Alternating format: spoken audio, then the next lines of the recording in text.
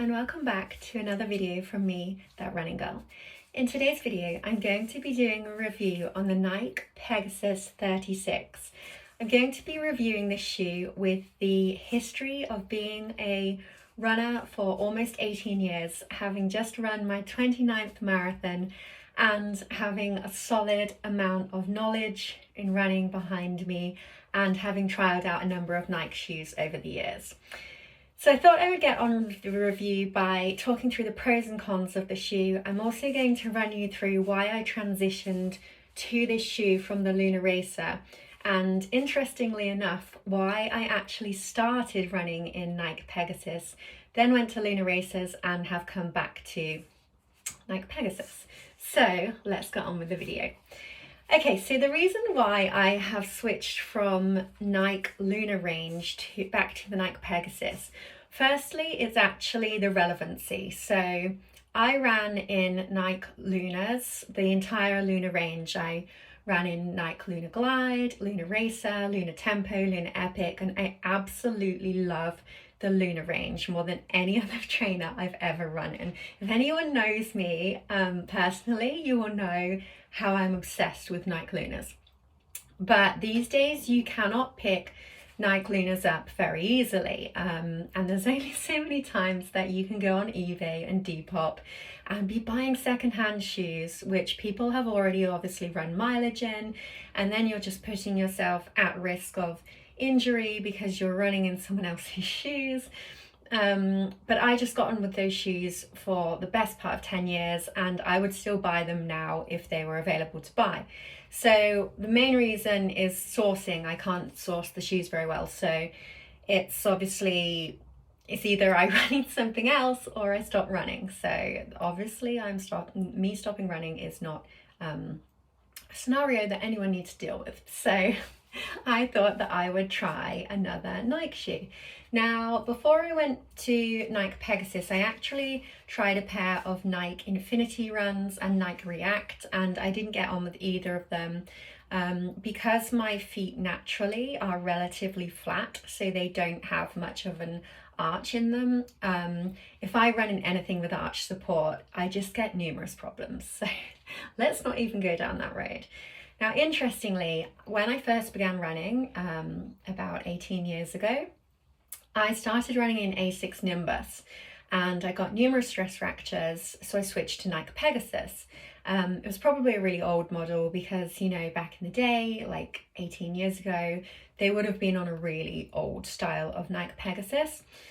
And then the Nike Lunar range came out, and it was, you know, so much more lighter, so much more responsive, so much more race ready. And at that stage in my running, I'd only just got into racing. I'd only just started doing, like, you know, 10K, half marathon. I was so excited about having a shoe that was so stripped back and just so ultimately built for a road race, you know, built for speed, built for responsiveness. I just fell in love with it, and I ran in those shoes for 10 years, and I've still got two pairs now that I'm keeping primarily for racing so that they don't completely run out. But like I said, times have changed and you can't get the Lunars anymore.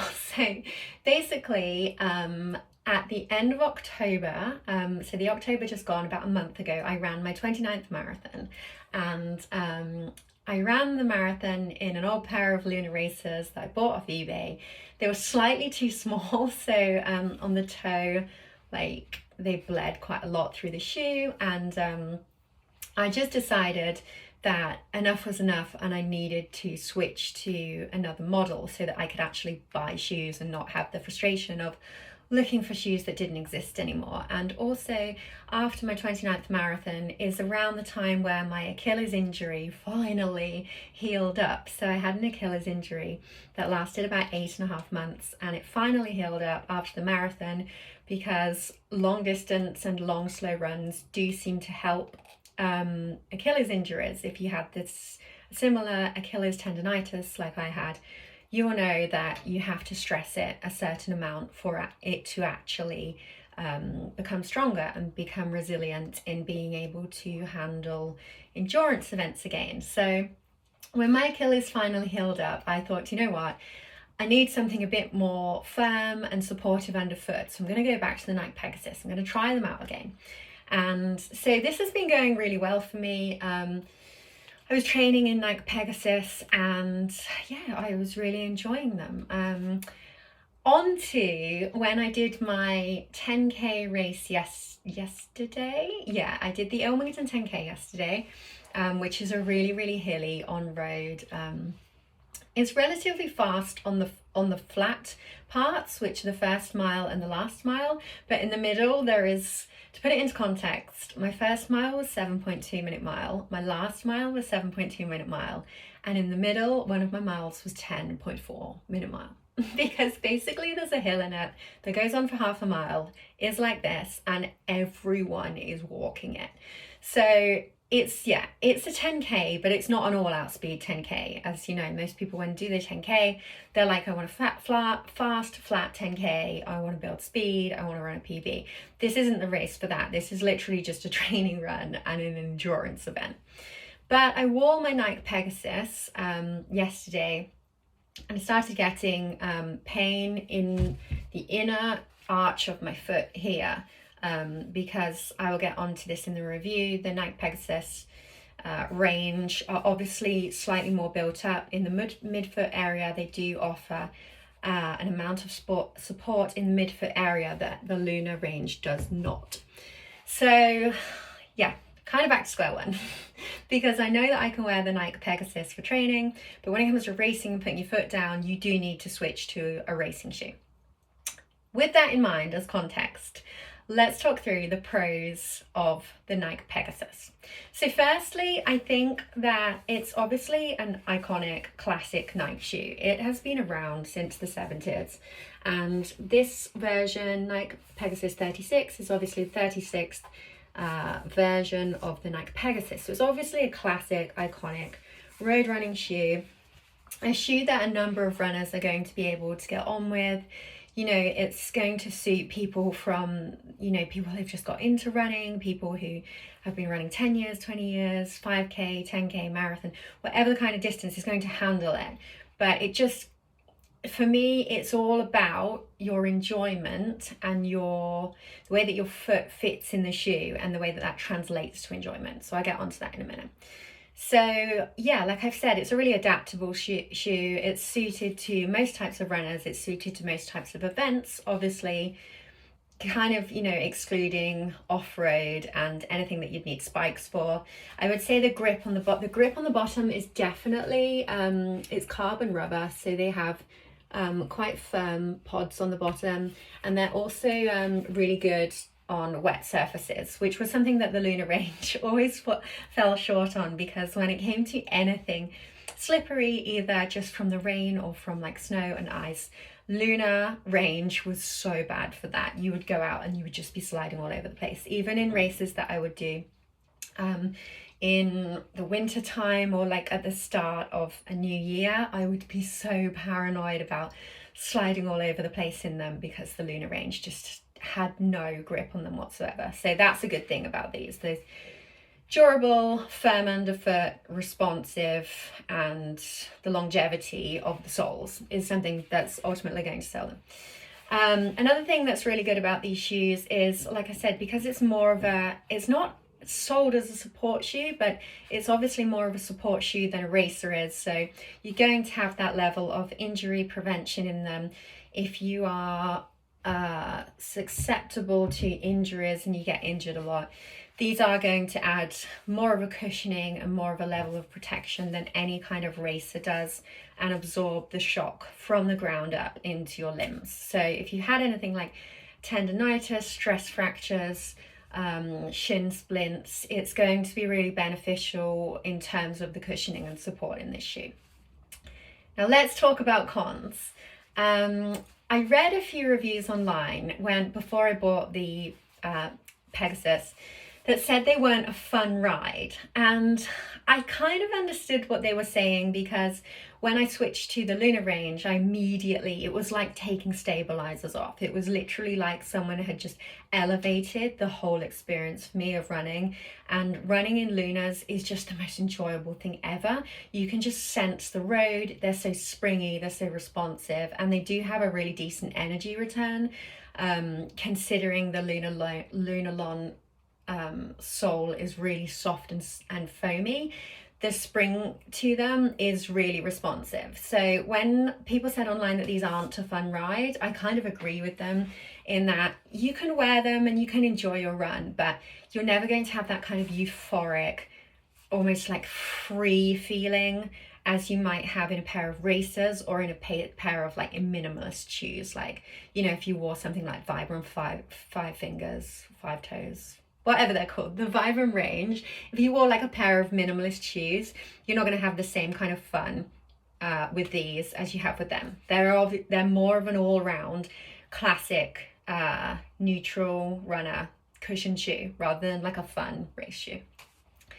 Also, I personally feel these are more of a training than a race shoe, which is really obvious, but something that even as someone with 18 years running experience didn't realize yesterday. So when I went ahead and I ran a race, 10K race in these, it took 2 miles for me to get into the race and realize that I was in the wrong shoes. So don't make the same mistake as I did and rock up to a race and wear these, because they are not a race shoe. The third drawback to these is I feel like you get less road sensing in them. So similarly to when I said about them not being a fun ride or like an enjoyable ride, you can't sense the experience of road running in them like you can in a racer. So when you're wearing racing flats, obviously every time your foot hits the ground, you can sense like the road and you can sense the journey of the run. If you're running, you'll know what I'm talking about.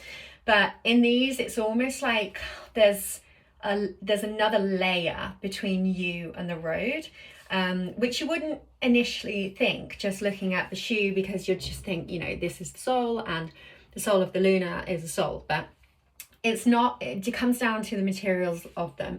So the Nike Pegasus has the Nike Zoom unit as the sole, and the Nike Luna Racer has the Lunarlon sole with Lunarlon technology. So the Lunarlon sole is a lot more cushion. It's cushioned, but it's like a foam cushion. So it's very springy and very flexible. And if you do this with the Luna Racer, this part here will literally fold in half. Whereas if you do this with the Nike Pegasus, you can see there's literally not much movement at all. There's no like pliability in that. So this part here literally just stays locked to your foot. So if you're someone like me and someone who has real flex in movement when you're in that transition phase of when your forefoot hits the ground, especially if you're a forefoot to midfoot striker like I am, when your forefoot hits the ground and you need that sort of spring off motion, it kind of doesn't happen in this shoe. It's almost like your foot hits the ground and all of it hits the ground. Whereas when you're in a Luna, your forefoot hits the ground and it carries through on that like motion of just being natural and letting your foot like naturally forefoot and then spring off. Whereas in these, it literally just kind of feels like your foot's hitting the ground and every part of your foot's hitting the ground. So there's really stiff sole is quite a drawback in my opinion. And I do think that is one of the main elements of why it's taking away that fun element of the ride, because you're not having that same propel motion as you get in a responsive springy racer shoe. So my last drawback of the shoe is that there's no energy return. So again, this might be because for me, when I experienced this shoe, I experienced running like this rather than running like this. So it feels like there's no energy return. When I was running Luna's running racing shoes, the energy return was almost like you'd land and then spring off and then land again, but there'd be some kind of energy return in between that period.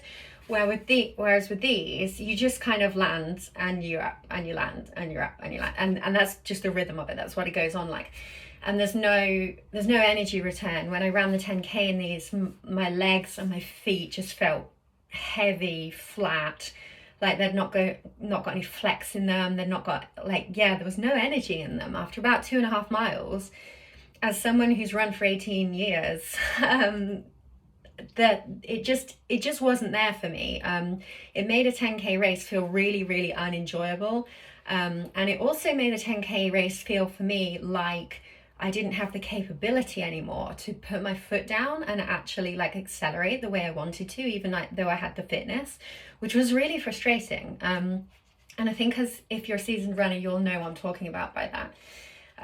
Yeah, it just, for a split second, or for 4 miles, it almost felt like I was back in that period of wearing supportive Asics Nimbus and feeling like all the enjoyment was stripped out of running, which was the reason why I love running so much. When I started wearing Lunas, it was like a whole new phase for me. It was a whole new chapter of enjoying running, because they just literally made road running feel so enjoyable.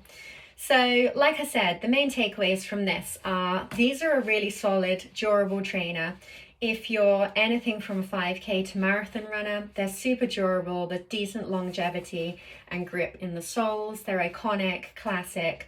They have decent level of grip on them in wet terrain, but they're not a fun ride. They're not anything that you need to be taking along to your next 5K, 10K, half marathon race and thinking you're going to get a really responsive, race ready experience from them, because they're not that kind of shoe. There's no energy return and you get far less road sensing, which could be good if you're looking for a shoe that's going to prevent you from getting more injuries, but it's going to really strip the enjoyment out if you're like me and you're used to running in a road racing shoe that you can really feel and sense the ground in. Anyway, I hope this review's been helpful. My next video is going to be talking about an honest review on how I found my 29th marathon that I did 1 month ago. And I've kind of put off making this a bit because I need to sit down and really think about what I'm going to say, because sometimes when I make these videos, they're quite random and off the wall, and I just talk about my experiences really naturally. But I really want to sit down and analyze parts of this race, because it was definitely one of the hardest, mentally challenging marathons that I've ever done. And I really want to take the experience I had there and translate it well so that I can help other people if you're in a similar scenario. Thank you for tuning in, and I'll see you in my next video. Bye.